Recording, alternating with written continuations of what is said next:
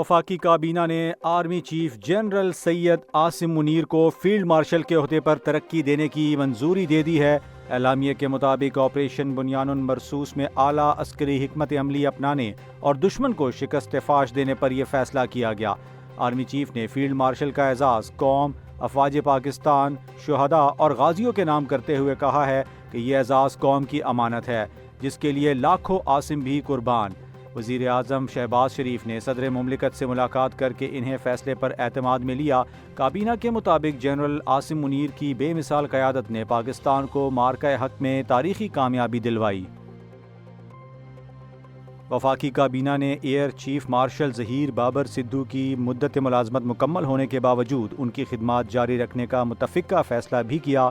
اعلامیے کے مطابق آپریشن بنیان مرصوص کے دوران خدمات انجام دینے والے افسران، جوانوں، غازیوں، شہداء اور عام شہریوں کو بھی اعلیٰ سرکاری ایوارڈز دیے جائیں گے۔ وفاقی کابینہ نے اس بات کی بھی تصدیق کی کہ 6 اور 7 مئی 2025 کی رات بھارت نے بلا اشتعال جنگ مسلط کی جس میں سول آبادی کو نشانہ بنایا گیا۔ دشمن کی جانب سے پاکستان کی خود مختاری اور سرحدی سالمیت پامال کرنے کی کوشش ناکام بنائی گئی ہے۔ وزیر اعظم شہباز شریف نے واضح کیا کہ ٹیکس چوری کرنے والے کسی رعایت کے مستحق نہیں، جبکہ ٹیکس ادا کرنے والوں کو مکمل سہولیات فراہم کی جائیں گے۔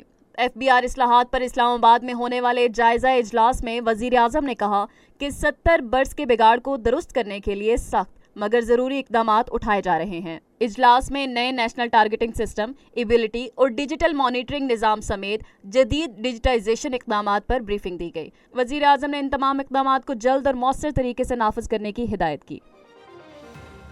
Federation of Pakistan chambers of commerce and industries نے حکومت سے انکم ٹیکس ترمیمی آرڈیننس پر نظر ثانی کا مطالبہ کرتے ہوئے شدید تحفظات کا اظہار کیا ہے۔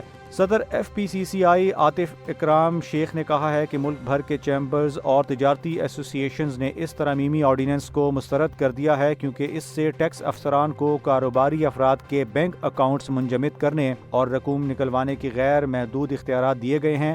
انہوں نے خبردار کیا کہ یہ اقدامات ٹیکس نیٹ بڑھانے کے بجائے کرپشن میں اضافہ کریں گے اور تجارتی برادری کے اعتماد کو مجروح کریں گے۔ حکومت سے مطالبہ کیا گیا ہے کہ وہ قانون سازی سے قبل تمام سٹیک ہولڈر سے مشاورت کرے۔ پاکستان نے بھارتی فوج کے سینئر افسر کی جانب سے گولڈن ٹیمپل پر حملے کی کوشش سے متعلق الزامات کو سختی سے مسترد کر دیا ہے۔ دفتر خارجہ کے ترجمان نے واضح کیا کہ پاکستان نہ صرف سکھ مذہب کے کئی مقدس مقامات کا محافظ ہے بلکہ ہر سال دنیا بھر سے ہزاروں سکھ یاتریوں کا پرتباہ خیر مقدم کرتا ہے۔ ترجمان کا کہنا تھا کہ گولڈن ٹیمپل پر حملے کے بھارتی الزامات بے بنیاد اور جھوٹ پر مبنی ہیں۔ حقیقت یہ ہے کہ بھارت نے ہی 6 اور 7 مئی کی درمیانی شب پاکستان میں متعدد عبادت گاہوں کو نشانہ بنایا۔ ترجمان نے یہ بھی کہا کہ پاکستان نے کرتارپور کوریڈور جیسا منصوبہ مکمل کر کے دنیا کو مذہبی رواداری کا پیغام دیا ہے اور ایسے الزامات پاکستان کے امن و احترام کے موقف کو مجروح نہیں کر سکتے۔ برطانیہ، فرانس اور کینیڈا نے اسرائیل کو خبردار کیا ہے کہ اگر غزہ میں فوجی کارروائی فوری طور پر بند نہ کی گئیں تو اسے بین الاقوامی سطح پر سخت اقدامات کا سامنا کرنا پڑ سکتا ہے۔ تینوں ممالک کے رہنماؤں نے اسرائیل سے مطالبہ کیا کہ وہ انسانی امداد کو فوری غزہ میں داخل ہونے دے اور فلسطینی شہریوں پر مظالم بند کرے۔ اقوام متحدہ نے موجودہ صورتحال کو فلسطینیوں کے لیے تباہ کن قرار دیا ہے۔ مذکورہ ممالک نے 2 ریاستی حل کی حمایت کا اعادہ کرتے ہوئے اسرائیل پر زور دیا کہ وہ بین الاقوامی انسانی قوانین کی خلاف ورزی بند کرے اور مستقل جبری نقل مکانی سے گریز کرے۔ اسلام آباد میں وفاقی وزیر منصوبہ بندی احسن اقبال اور وزیر اعلیٰ بلوچستان میر سرفراز بگٹی کے درمیان اہم ملاقات ہوئی جس میں بلوچستان میں جاری پی ایس ڈی پی منصوبوں پر تفصیلی تبادلہ خیال کیا گیا۔ ملاقات میں ترقیاتی عمل کو تیز تر، وسائل کی منصفانہ تقسیم اور وفاقی و صوبائی سطح پر ہم آہنگی کے فروغ پر زور دیا گیا۔ احسن اقبال نے کہا کہ حکومت بلوچستان کی ترقی کے لیے ہر ممکن تعاون فراہم کر رہی ہے اور پی ایس ڈی پی کے آئندہ حجم میں اضافہ کیا جائے گا تاکہ صوبوں کو مزید ترقیاتی مواقع مل سکیں۔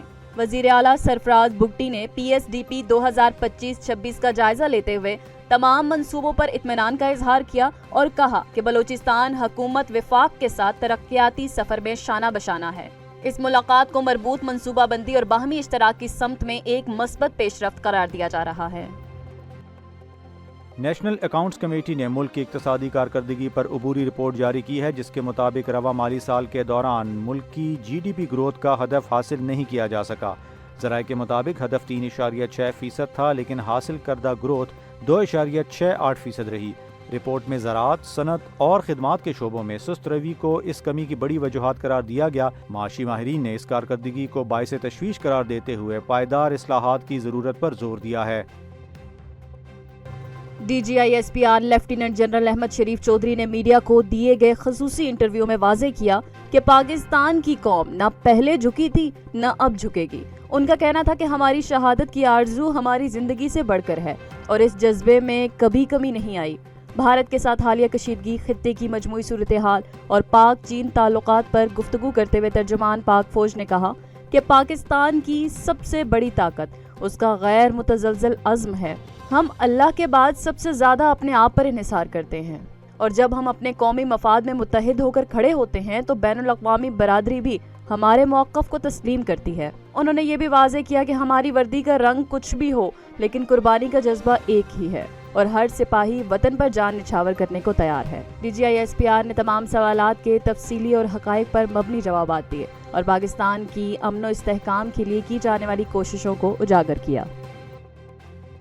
اسٹیٹ بینک آف پاکستان کے مطابق منگل کے روز انٹر بینک مارکیٹ میں روپے کی قدر میں 15 پیسے کی کمی ہوئی، جس کے بعد امریکی ڈالر کی قیمت 281.91 روپے ہو گئی۔ اوپن مارکیٹ میں ڈالر کی خرید 282.25 اور فروخت 283.75 روپے پر ریکارڈ کی گئی۔ دیگر کرنسیوں میں سعودی ریال 75.16، بحرینی دینار 747.77، اومانی ریال 732.30، کویتی دینار 918.27 اور قطری ریال 77.34 روپے میں ٹریڈ ہوا۔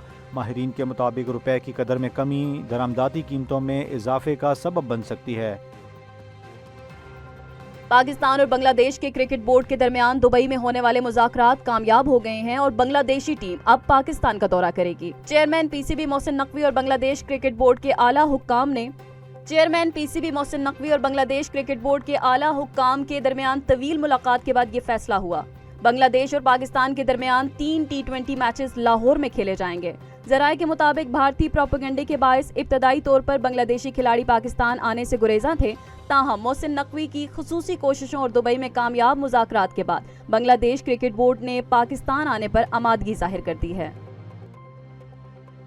امریکی ریاست ٹیکساس سے تعلق رکھنے والی 7 سالہ ریسکیو بلی آسکر نے دنیا کو حیران کر دیا۔ 2.58 میٹر یعنی 8 فٹ 5 انچ اونچی چھلانگ لگا کر گینیس ورلڈ ریکارڈ اپنے نام کر لیا۔ گینیس ورلڈ ریکارڈ کے مطابق آسکر ایک بیمار حالت میں ریسکیو ہوئی تھی، مگر مالک تھیوڈور شیل کی محنت، پیار اور 2 سالہ مسلسل تربیت نے اسے ایک عالمی سٹار میں بدل دیا۔ ابتدا میں آسکر معمولی چھلانگیں لگاتی تھی اور ہر کامیابی پر اسے انعام دیا جاتا، جو اس کی حوصلہ افزائی کا ذریعہ بنا۔ دلچسپ بات یہ ہے کہ جس بلی نے زندگی کی دوڑ بیماری سے شروع کی، وہ آج دنیا کی سب سے بلند چھلانگ لگانے والی بلی بن چکی ہے۔ تھیوڈور اور آسکر کی یہ متاثر کن کہانی نہ صرف بلیوں کے شوقین افراد بلکہ ہر اس شخص کے لیے مثال ہے جو ہار ماننے سے انکار کرتا ہے۔ ہالی ووڈ کے سپر سٹار ٹام کروز کی نئی film mission impossible 8 the final ranking نے ریلیز سے قبل ہی $12 ملین کا بزنس کر لیا، جو فلم انڈسٹری میں ایک شاندار کارکردگی کا اندیہ ہے۔ یہ فلم ابتدائی طور پر 17 مئی کو 5 اہم ممالک جاپان، جنوبی کوریا، بھارت، آسٹریلیا اور نیوزی لینڈ میں ریلیز کی گئی، جہاں اس نے باکس آفس پر زبردست کامیابی حاصل کی۔ خاص طور پر جنوبی کوریا میں ویکینڈ کے دوران 7.5 لاکھ سے زائد ٹکٹس فروخت ہوئی، جو رواں سال کی سب سے زیادہ فروخت تھی، اور یہاں فلم نے $5 ملین کی کمائی کی۔ بھارت میں فلم کی کمائی $4 ملین رہی، جبکہ جاپان نے $2 ملین اور آسٹریلیا اور نیوزی لینڈ نے مجموعی طور پر $1 ملین کا کاروبار کیا۔ عالمی تجزیہ کاروں کے مطابق یہ فلم ریلیز کے بعد دنیا بھر میں $1 ارب سے زائد کی کمائی کرنے کی صلاحیت رکھتی ہے۔ امریکہ میں فلم کی ریلیز 23 مئی کو متوقع ہے اور چین میں 30 مئی کو اسے سینما گھروں میں پیش کیا جائے گا۔ شمالی امریکہ میں ابتدائی ویکینڈ پر $100 ملین کی آمدنی کی توقع کی جا رہی ہے، جو ٹام کروز کی شہرت اور فلم کی مقبولیت کا منہ بولتا ثبوت ہے۔ فلم کی ایڈوانس بکنگ میں یہ ریکارڈ توڑ بزنس فلم کی کامیابی کی ضمانت بن چکا ہے اور دنیا بھر میں اس کے شائقین بے صبری سے اس کا انتظار کر رہے ہیں۔